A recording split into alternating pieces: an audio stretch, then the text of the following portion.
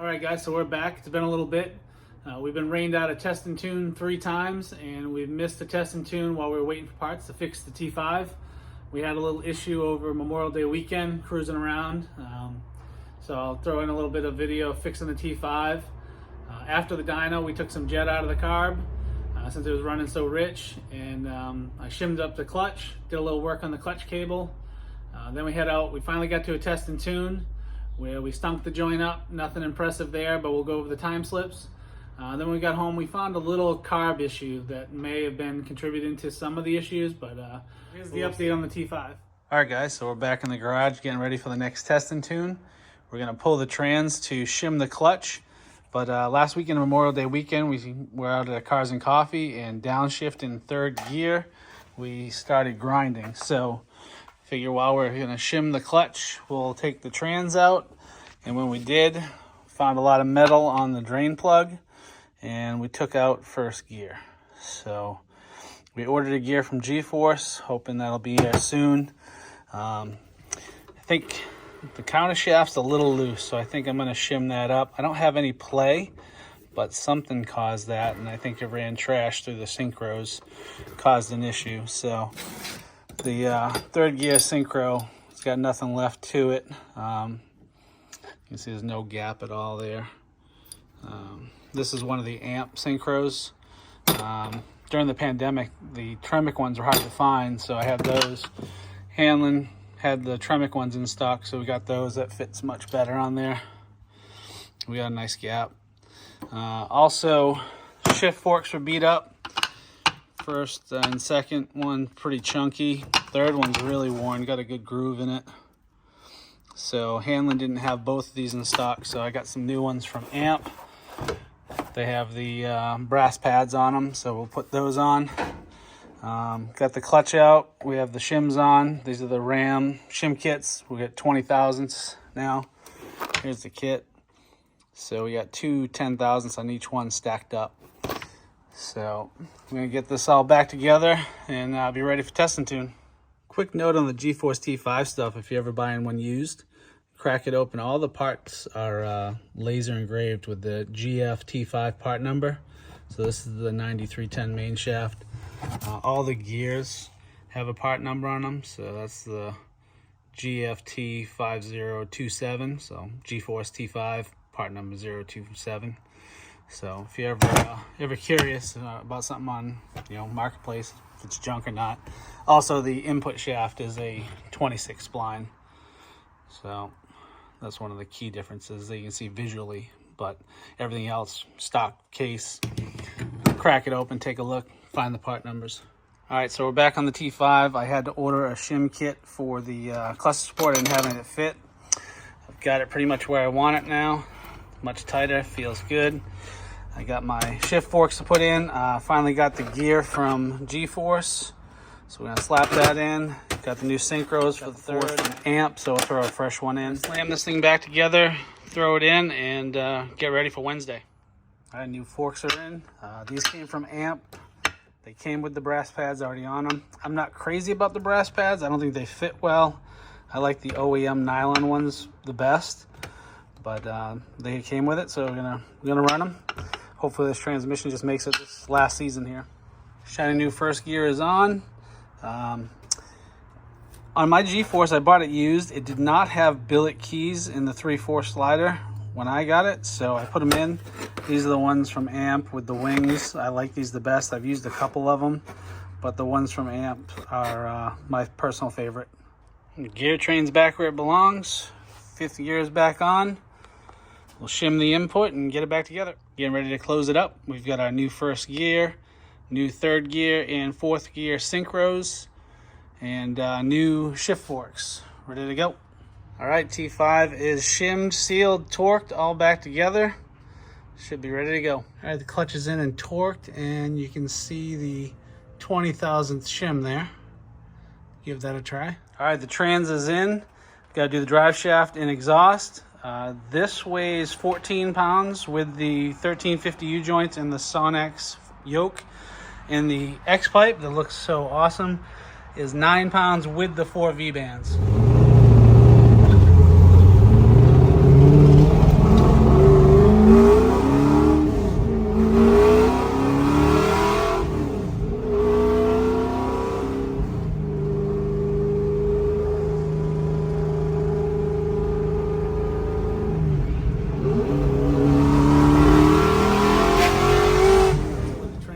together. Torino's running good. We head out to a Wednesday night street night at New England Drag.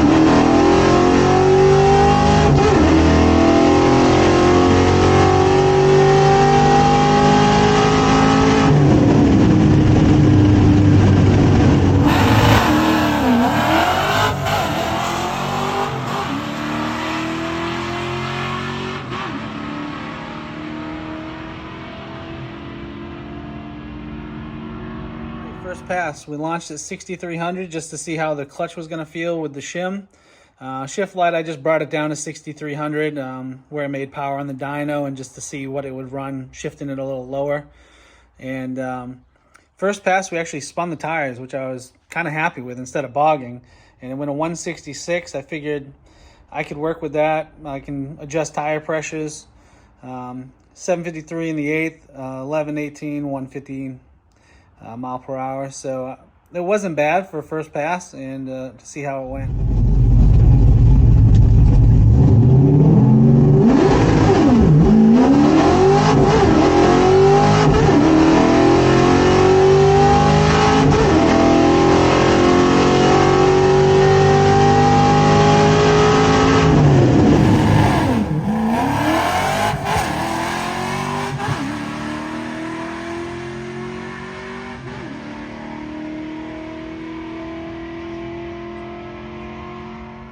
So for the second pass, I just dropped the tire pressures from 16 to 14, and we bogged hard. We went a 171, 60, 762, the 8th, 1192 at 114. That was a real bummer. I didn't expect it to bog that hard. It pulled a little wheelie. The DA all night was really good. It was 500 feet, got down to almost sea level by the end of the night. So I was pretty disappointed with that.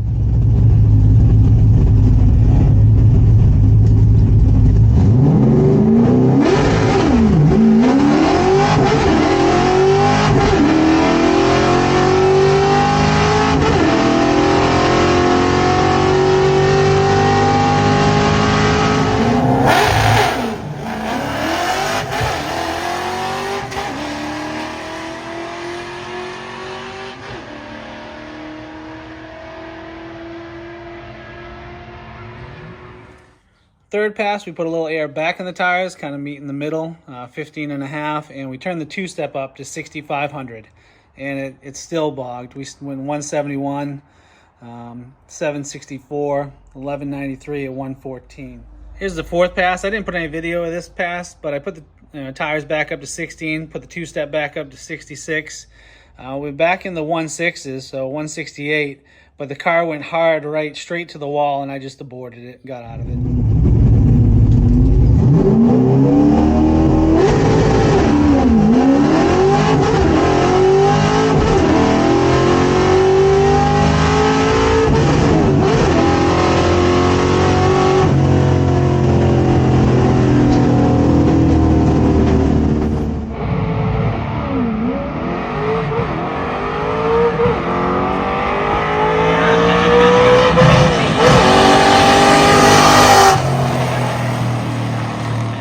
So this is the last pass of the night. The DA was down to like 60 feet above sea level, so I was going to try to go for a personal best.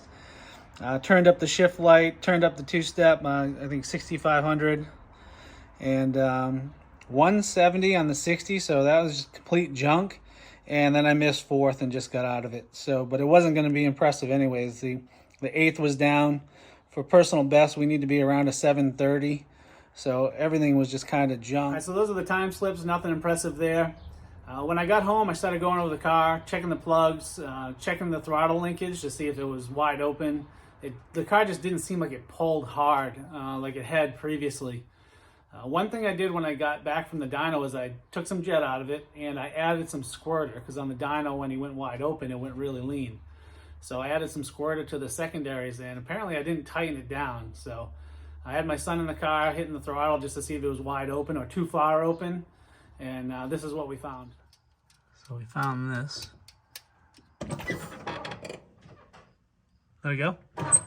Again. There we go. The in-car videos, I'm not power shifting still, I'm just kind of speed shifting, so I'm letting off each time. So each shift is getting a little pump. So a lot of fuel maybe coming out on the secondaries on that pump. Also, when I launch off the two-step, I kind of wait till the lights come down, so I'm not sitting on the two-step. So I get close to launching and I just bury the gas, and all that gas coming over, maybe that has something to do with the bog here this time. But we're gonna find out. We might go next Wednesday. We're gonna do maybe a drag and drive practice. We're gonna drive out to Lebanon, swap the tires, make a couple passes, and then drive the Torino home. So it's like 150 miles round trip. And see how that goes. That way we're gonna get ready for Midwest Drags. That's in 2.5 weeks or so, and try to compete for the 12.0 index. So that's it. See you guys later.